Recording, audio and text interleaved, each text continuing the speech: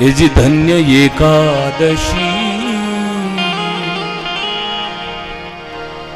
એકાદશી કરીએ તો વ્રજ સુખ પામીએ. આપણા ધર્મ ગ્રંથોએ, મારા બાપ, આપણા શાસ્ત્રોએ આપણને કેટલું દીધું છે, કેટલું કેટલું આપણા શાસ્ત્રોએ આપણને આપ્યું છે કે એન કેન પ્રકારે કોઈ પણ વ્રત કરો, કોઈ પણ નિયમ લો, કોઈ પણ પૂજન કરો. અરે તમે કથા સાંભળો, નવ ભક્તિ બતાવી છે. શ્રવણમ કીર્તનમ વિષ્ણુ સ્મરણમ પાદ સેવનમ અર્ચનમ વંદનમ દાસ્યમ સખ્યમ આત્મનિવેદન. આ નવ ભક્તિ છે, બહુ સીધી ને સાદી, એમાં કાંઈ અઘરું નથી એક પણ ભક્તિમાં. પહેલી ભક્તિ છે કે શ્રવણમ, સાંભળો. તો કે શું સાંભળવાનું? તો કે ભજન સાંભળો, કીર્તન સાંભળો, અરે પરમાત્માની કથા સાંભળો. આ પહેલી ભક્તિ છે. આમાં અઘરી એક કે તમને લાગે તો મને કહેજો. નવે નવ ભક્તિ રામચરિત માનસમાં ભગવાન રામજીએ માં શબરીને પણ કીધી છે. શ્રીમદ ભાગવતજીમાં પ્રહલાદજી નવ ભક્તિ બોલ્યા છે. ભગવાન રાઘવેન્દ્ર સરકાર રામજી મહારાજ શબરીબાઈની સામે નવધા કહે છે.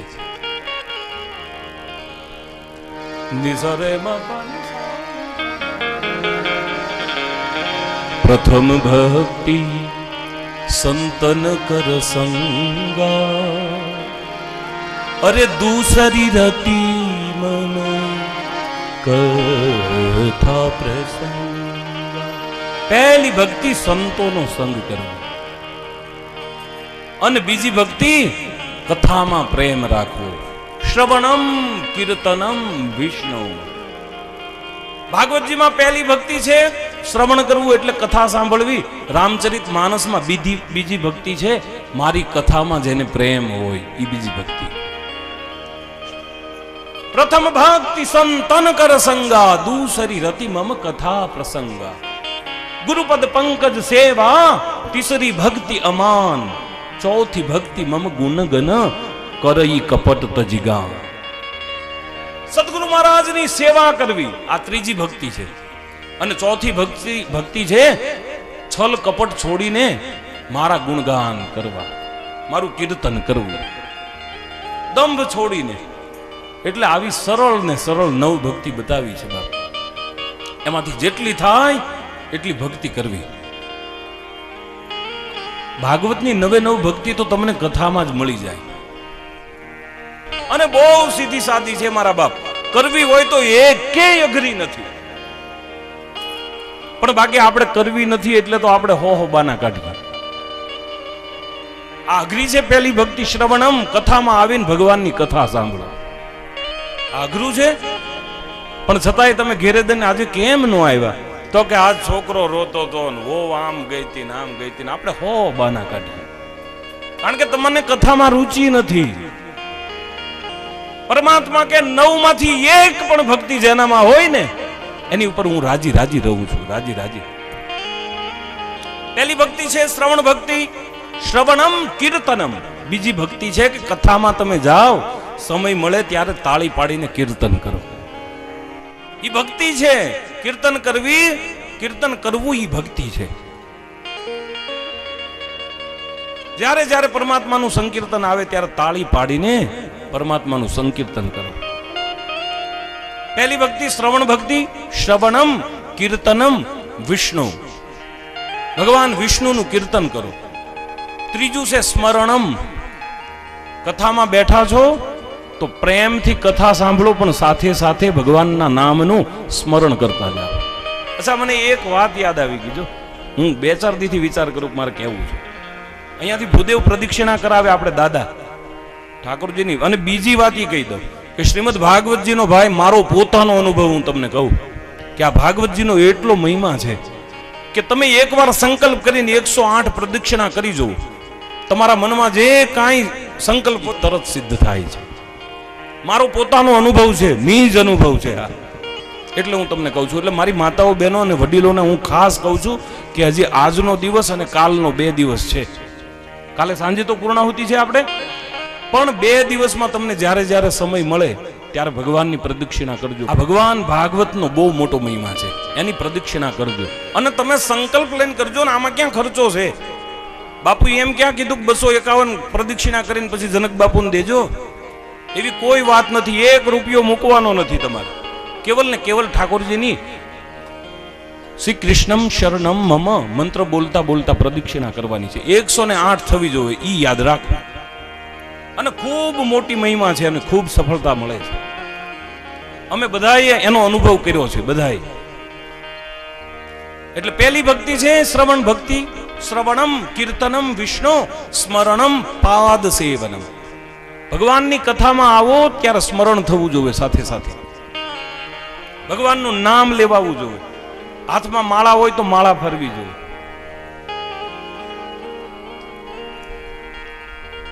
તો આપણે માળાની વાત કરીએ ને ત્યાં તો ઓલું ચકલાના માળા ફેરવે. ચકલાના માળામાં કબૂતરના ઈંડા મૂકે, ઈ માળો આમથી આમ ને આમથી આમ માળા ચડાવે. એલા ઈ નહીં. તુલસીની માળા કે રુદ્રાક્ષની માળા કે સ્ફટિકની માળા, આ માળા ફેરવવાની વાત છે. અને એક એક મણકે ભગવાનનું નામ બોલ. સ્મરણમ, ભગવાનનું સ્મરણ સતત ચાલુ રહેવું જોઈએ. કથામાં તમે આવો તો આજુબાજુમાં વાતું ન કરાય, ભગવાનનું નામ લેવાય. કથા શ્રવણ કરતા કરતા જો તમે વાતું કરો તો ભગવત કથાનું ફળ મળતું નથી. એટલે આજુબાજુમાં વાતું ન કરવી. જ્યારે જ્યારે કથામાં તમે બિરાજમાન થાવ, ભગવાનની કથા ચાલુ હોય અને જો વાતું કરો તો પછી આપણા સાહિત્યકારો કહે છે ખબર ને કે બીજો જન્મ કેવો થાય. એટલે મારે એવું કઈ કહેવું નથી, કારણ કે ભગવાનની કથામાં આવે એટલે બીજો જન્મ પાછો માણસનો જ થાય. બીજો જન્મ બીજો એક કે થાય જ નહીં. હું તો માનતો જ નથી એવો થાય. જેણે જેણે ભગવાનની કથા સાંભળીને એનો બીજો અવતાર પાછો મનુષ્યનો જ થાય. પરમાત્મા એને બીજી વાર મનુષ્ય એટલે બનાવે કે વળી પાછા કથા સાંભળીને પરમાત્માનું પદ પામે. એટલા માટે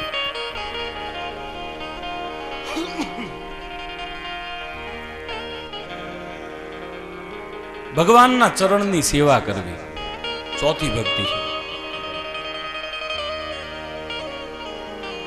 પાંચમી ભક્તિ છે અર્ચનમ.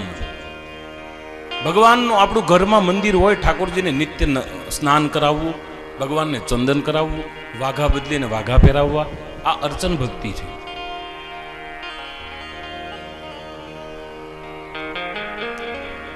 છઠ્ઠી ભક્તિ છે વંદનમ, વંદન કરવા.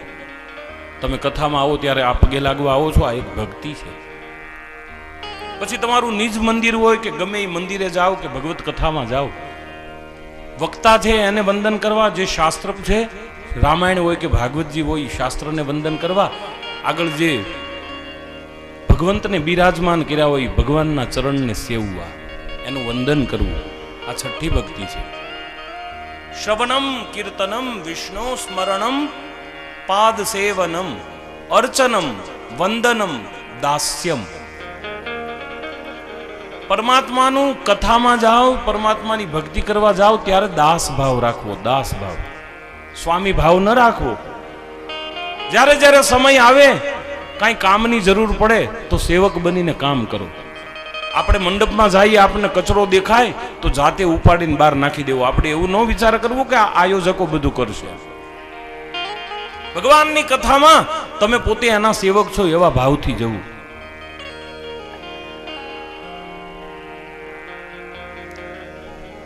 અને પછીની ભક્તિ છે સખ્યમ. ભગવાનની હારે કોઈક સંબંધ બાંધવો, પરમાત્માની હારે કંઈક સંબંધ બાંધવો. જેમ અર્જુને સંબંધ બાંધ્યો કે ભગવાન કૃષ્ણ છે એ મારા મિત્ર છે, હનુમાનજીએ સંબંધ બાંધ્યો પરમાત્મા છે એ મારો સ્વામી છે. આવા જુદા જુદા જે સંબંધો છે એવો કાંઈ ને કાંઈ સંબંધ બાંધો ત્યારે એનામાં પ્રીત જાગે આપણે. આઠમી ભક્તિ છે સખ્યમ. કાંઈ નો કાંઈ સંબંધ બાંધવો પરમાત્મા સાથે. અને છેલ્લી ભક્તિ છે આત્મનિવેદનમ. આત્મનિવેદન કરવું, જેમ જેસલજીએ કર્યું ભાઈ. તોળી ઘોડી, તોળી રાણી અને તોળી તલવારને એક ખાલી એક શબ્દ સાંભળ્યો કે જેસલ એટલી તાકાત હોય તો તું તોળી રાણી, તોળી ઘોડી અને તોળી તલવાર લઈ આવે તો હું માનું કે તું જેસલ છે. આ માણસે એક પણ કામ એવું નથી કર્યું સારું, એક પણ ખરાબ કામ બાકી નથી મૂક્યું.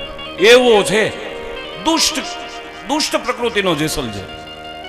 પણ સાહેબ તમે વિચાર કરો આ સત્સંગનો પ્રભાવ કેવો છે કે આ કાંઠેથી ચડ્યો જેસલ, ઓલા કાંઠે ઉતરે ત્યાં તો જેસલ પીર થઈ ગયો.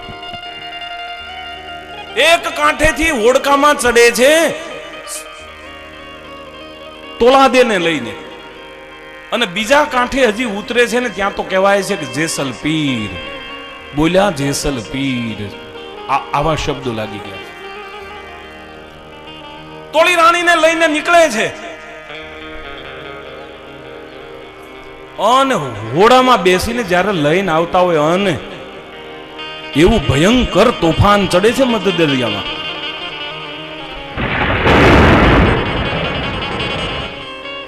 આજ ડરી ગયો છે, આજ બી ગયો છે.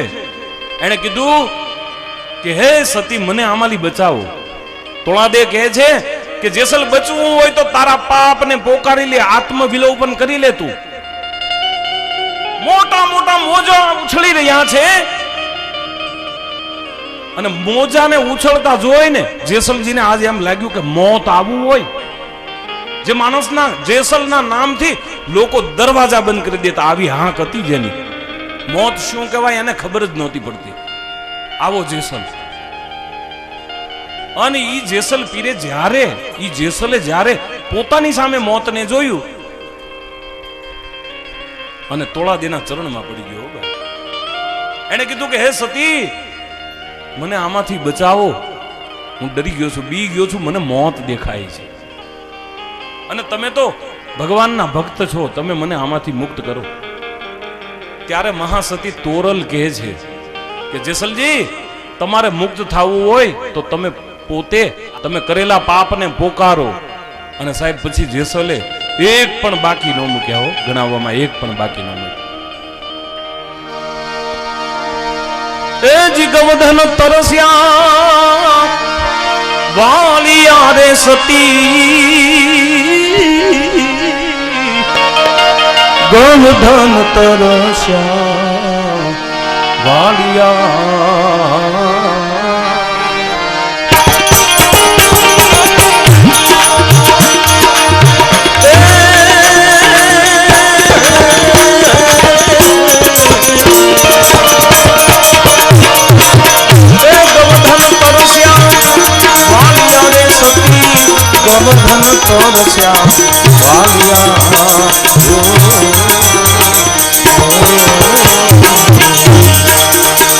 सती बेनी रे भावेज में डूबया, बेन रे भावेज में डूबया, थोड़ा दे रे आओ जेसल ओजी रे येन जेसल पाप तारू रे परकाश जारे धर्म तारो संभाल रे।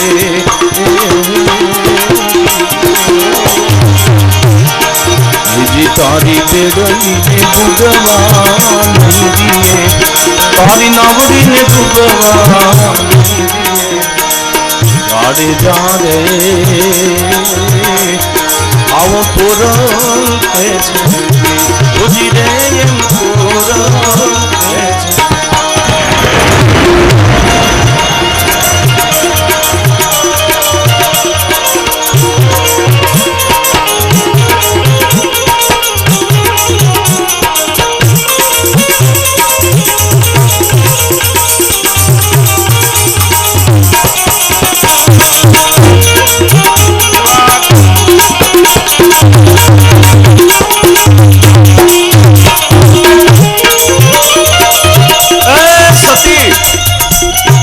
મન મધ દરિયામાં હોડીમાં આજ જેસલજી પોતાના પાપો પોકારે છે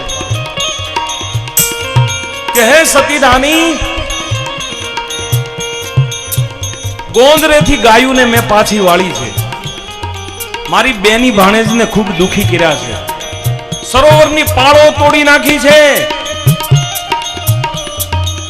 જે જલચર પશુને મેં માર્યા છે, જે પશુઓને પીવાનું પાણી હોય એ સરોવરની પાળો મેં તોડી નાખી. જેસલજી કે કેટલા હું ગણાવું, કેટલા ગણાવું મારા પાપો.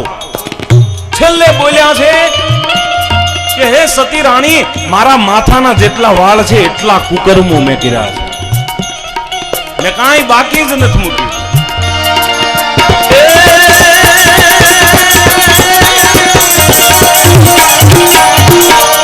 જેટલા મથે જા વાળ સતી રાણી, જેટલા રે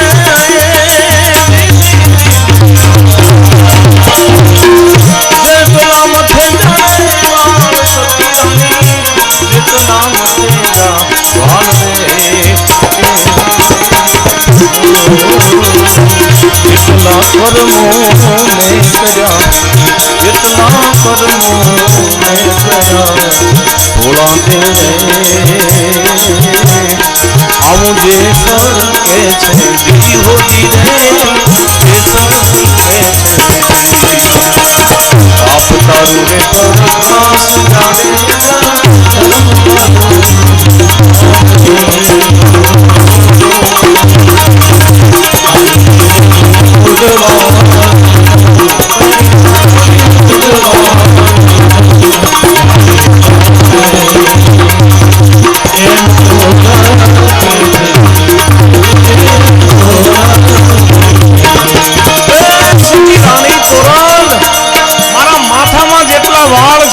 મેં કર્મો કર્યા છે, પણ હવે હું તમારા ચરણો પકડીને કહું છું કે હવે હું પછી કોઈ દી પાપ નહીં કરું. ભાઈ એક વાર મને આમાંથી ઉગારી લ્યો, એક વાર મને આમાંથી બચાવી લ્યો, પછી હું સત્સંગ સિવાય બીજું કાંઈ નહીં કરું.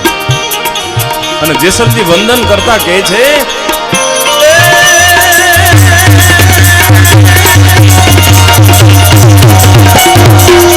બોલ્યા જેસલ પીર સતી રાણી,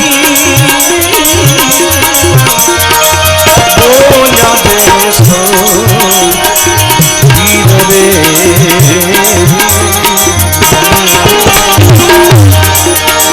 સતી તમે રે તરાને અમને કાઢજો, સાધુ ને ચરણે રાખજો, ભોળા દે રે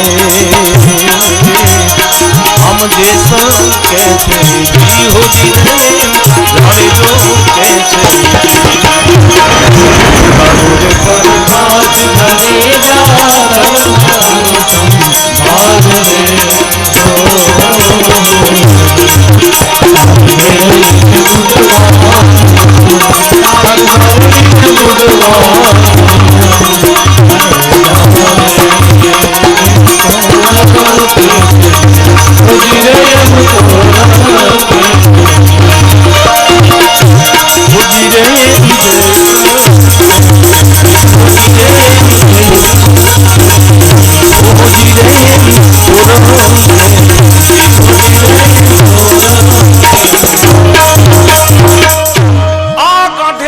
જેસલ પીર અને તોરલ દે ચડ્યા ભાઈ, પોતાના પાપ પોકાર્યા અને સામા કાંઠે ઉતર્યા ત્યાં તો પીર થઈ ગયો. માણસ પીર બની ગયા.